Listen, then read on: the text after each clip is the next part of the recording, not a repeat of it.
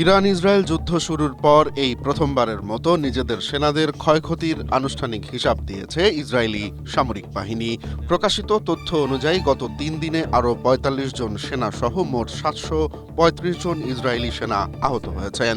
এর মধ্যে ১৪৪ জনের অবস্থা বেশ আশঙ্কাজনক এবং ১৪৯ জন এখনও হাসপাতালে চিকিৎসাধীন রয়েছেন।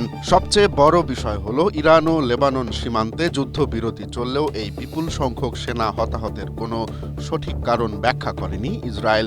গত ২ মার্চ থেকে লেবাননে চালানো হামলায় প্রায় ২৫০০ মানুষ নিহত হয়। ইসরায়েলি বাহিনী নিজেদের এই ক্ষয়ক্ষতির তথ্য প্রকাশকে বিশ্লেষকরা বেশ তাৎপর্যপূর্ণ মনে করছেন। স্ট্রবেরি সুপার ডটেড ও ক্লাসিক ভ্যারিয়েন্ট সেন্সেশন জাগুক শিহরণ। মার্কিন প্রেসিডেন্ট ডোনাল্ড ট্রাম্পের মধ্যস্থতায় যুদ্ধবিরতি আরও ৩ সপ্তাহ বাড়ানোর ঘোষণার মধ্যেই নিজেদের এই করুণ চিত্র সামনে আনল ইসরায়েল। মূলত আন্তর্জাতিক চাপ এবং ভেতরের পরিস্থিতির কারণেই ইসরায়েল এখন ক্ষয়ক্ষতির তথ্য লুকাতে পারছে না বলে ধারণা করা হচ্ছে।